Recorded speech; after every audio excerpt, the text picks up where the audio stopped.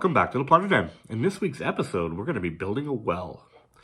So I've been kind of putting off this project for a little while, mainly because I already had a well, and I used it often in several battles. Here's the well here that I use. And this is it's a good well. It's made by Mantic, and it came out of this Village Square set. So take a look at this. You get all sorts of different little pieces in there. Great set, by the way. I use it all. You probably recognize some of these pieces I use on my battle mat. But I felt this was, a little small, even though it is listed as the at 28 mil to 30. It definitely, I wasn't as happy. You couldn't hide behind it, and you know me, I like the base terrain. So, but I'm still going to use this. This is a good piece of terrain, scatter terrain, and but I wanted something a little more, I had a jungle feel to it, a little more for my Blood and Plunder. But again, this well that we're building in today's episode, you could use it for any game you want to play, really. So let's take a look at the finished product. So this is what we're going to be building today. You can see it's kind of got a rustic feel, definitely a little bit larger, and it fits better in with the rest of the terrain that I've built on my tabletop. And I wanted something that you could play through. There's a little path here, and play right through this piece of terrain. I even pour a little bit of resin inside there, just to give it a feel of an active well that you can get water out of. I put even a little bit in the bucket here. So overall, really happy with this piece. I definitely wanted to have a more organic feel. So you can see I got these timbers here are actually right from my backyard. Some actual sticks and twigs that I got. And I'm really happy with the end result. So that's what we're going to be building in today's episode. Let's take one more look at it. All right. But before we get down to the table and start building that, I just want to make a few announcements here. I am going to be releasing this episode on Monday, so you probably already know that because you're watching it on Monday, opposed to Tuesday. I just had some commitments outside of the channel here, and also those commitments are going to be carrying over into next week as well. So there won't be an episode the following week. You're going to get this episode a little bit early, and then there won't be an episode next week. But after that, all my commitments outside of work and vacations and all that kind of stuff will be over with. And we'll be back on a regular schedule again after that. So just we'll be back on the air in a couple weeks. All right, so that's it for those announcements. I just want to talk briefly about the summer campaign. So it's almost come to an end. We got 1 week left. This is it. As far as the last report, unfortunately, I'm filming this a little early. I had Spain still leading by 5, so hopefully we could catch them in the final week. It's a little bit of an easier challenge, so I think it's going to be a little easier for us to get more points. Essentially, it is called Men of Legend. So all you got to do is include a legendary commander in your force to get extra points this week. But train new players, play in your local clubs, do whatever you can this final week. I know that some of the countries have probably been holding off and saving their points for this final week so they can push ahead. So there's going to be a lot of points being pushed through this week, and we're going to need to be focused and get as many games as we possibly can in to take this home. So yeah, we're a little bit behind going into the final week, but I think if we push it forward, everybody plays all their games, I think we could finish up on top here. So if you want more details on it, I know it's only run one more week, but maybe you want to look at some of the prizes, because frankly, all the biggest prizes are going to be won in the next week here. This week's going to determine who takes these big prizes home. So if you want to look at how you can win them, go check out the Blood and Pigment page and the Firelock Games page. I'm going to put the links, as I usually do, in this description on this video, so you can go right there and check out what you can win. All right, that's pretty much it. If you guys like what we're doing here in the Plunder Den, make sure you smash that like button and consider subscribing to the Plunder Den and get first-hand information when I start these kind of projects. All right, everyone, let's get to the table and let's start painting and let's start crafting.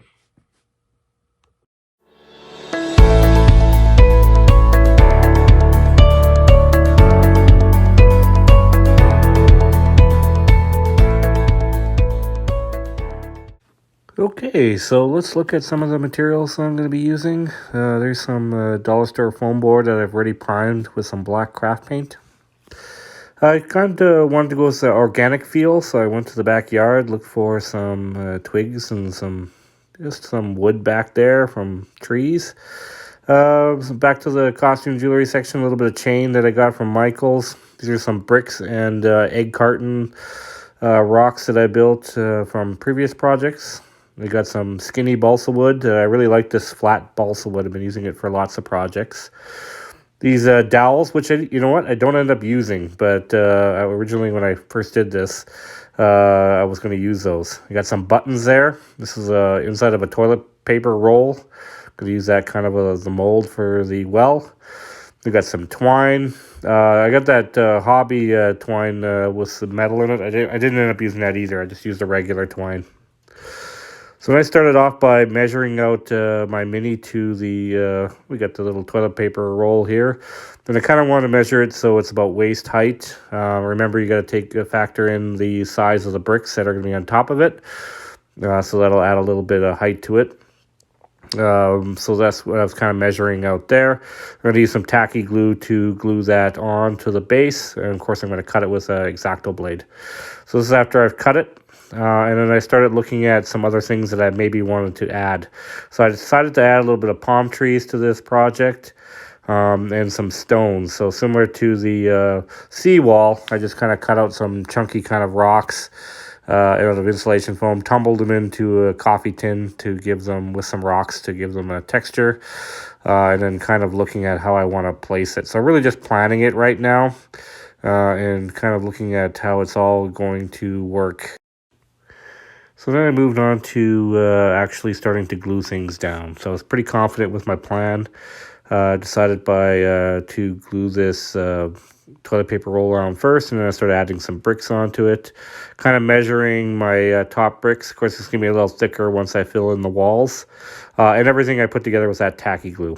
So this is after I've added all the bricks on here. Now these are foam bricks that I've kind of pre-made from previous projects that I showed you there in the intro. That's what I glued on there. So you can just see I'm taking some of those natural sticks and trying to see which the best way to put this on. I was really actually inspired by a picture of a well from Africa that had these really cool, like, just timbers on there. And I know this is in the jungle, but I really like that rustic look, and I figured I could add it to this piece. So I kind of did this kind of a formation, and I was going to tie those two pieces together with some the twine to give it a real, so they just latched it together with whatever rope they had. So I'm going to use the button and the chain kind of as the pulley system for the bucket. And I kind of wanted to go with a kind of a large pulley. And similar to the African well that I was using as inspiration, that's kind of what it looked like. I kind of like that. And it kind of looks like something from a boat, like a Deadeye or something like that they used. So kind of I thought it was appropriate for this project. So these are the egg carton rocks I was talking about. So this is just cut from egg cartons. And I've done that in several episodes. I like to use them for stones on the ground. And then I add a whole bunch of little stones on it. So I kind of wanted to make a little pathway that they kind of laid some stones down to this well. So I added glue to the inside of the well there. You can see I did another brick pattern down on the inside. And that's really just to seal that up. Because I plan on pouring a little bit of resin. Yeah, I'm going to use white glue to seal it. And then pour some resin in there. And then I continued on with putting that twine on there. So I'm going to put it on the corner there and around where those two twigs there stick together and kind of look like that's what they use to keep this together, is just the rope. So I'm just showing you, this is after I've added all those egg cartons on there. I've added my stones. I decided to go with a different palm tree. You can see I went with more of I actually got that one from Amazon. And there's one from Michael's on there. So two different types of palm trees. I like to have the variety of palm trees on there instead of I was originally going to go with the two of the same. So now I'm going to make the bucket. So this is what I use, that flat balsa wood. It's easy to cut with an X-Acto blade. So I was able to cut my shape I kind of went with a square kind of bucket, and I just made a little handle on it. And this is after I've glued pretty much everything on. You can see I've have palm tree leaves. There's my bucket, just showing you. Palm trees in the background there. Those are just leaves left over that I'm gonna from another palm tree. I'm gonna put on the bottom as smaller plants. But first of all, I'm gonna cover everything with black paint, except for those palm leaves. I'm gonna paint them separately. Okay, so this is after I've completed everything with the black craft paint. Let's just take a quick look at it. You can see I've covered everything, including the inside. So I got that, the glue and the black craft paint sealing that center. So we'll be ready to pour some resin in. But we're going to paint it up first before we get into the resin. So started off with real brown, bark brown, Peblo, and camel. Those are the colors I always use, and I've used several times on this channel. Pretty well, those are my tried and true, what I kind of undercoat everything, including ships, like most things, even some basing of my miniatures. I use a lot of these colors. And I'm just kind of showing you that I'm going to cover everything. And the camel's mostly going to be on the stone. The other three colors will be on everything. All right, so that's after I've added all those colors on. You can kind of, sometimes I sometimes feel like I could just leave it at that state, but you want to add a little bit of different colors in there. I hit the bucket too as well, with the same colors. And now we're going to move on to the stone colors that I use. Desert yellow, skeleton bone, necrotic flesh, and mummy robe. Those are the colors I use to paint my stone. I actually ended up using the first three colors, and the mummy robe I kind of did after I added some washes. And we'll get to that in a sec after I added those three colors in. And I went to switch to that smaller Army Painter dry brush to get in there and hit my stones. The ropes as well, brighten them up with a little bit of that desert yellow, just to bring out the ropes a little bit, and then the ends of the those twigs. So now we're going to use a skeleton horde, Agrax earth shader, and we got some grim black speed paint from Army Painter. So those are the colors I'm going to use to kind of give a wash to everything. And there's that drake tooth. So I'm going to light up some of the stone after I've added all those colors to it. I just want to add a little bit of drake tooth on top of it. All right, so those are after I've added all the washes and the drake tooth and everything. Now I'm going to dress the palm trees. I mentioned this in several videos. I like to cover the plastic palm trees. They look like plastic trees. So I had an angel green, commando green, jungle green, and that dynamic yellow there. And those are the colors I kind of use to base all that. Now, this is kind of a water-based undercoat for the resin. I got that in that Craft Minds kind of kit that came with the resin. You kind of paint that down first and then put the resin over top, and it kind of makes it feel like an undertone. So on the wood, I'm going to use ash gray, necromancer cloak. And then we got the two speed paints, dark wood.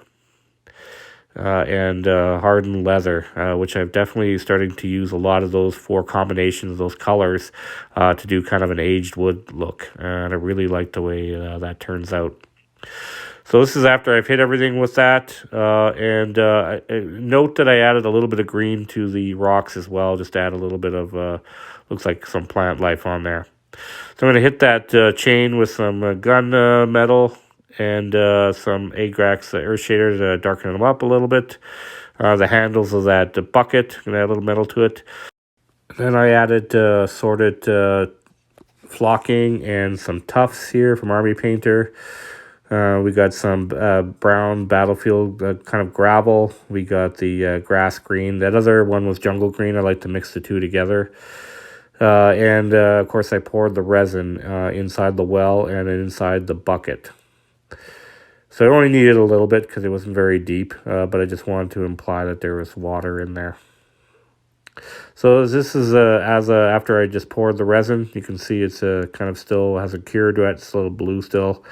And then I ended up gluing those leaves on with hot glue at the end. So I put everything on with white glue essentially up to this point, and I decided to add that in with hot glue just because they stand. It's harder to get them to stand up, so I just hot glued them on.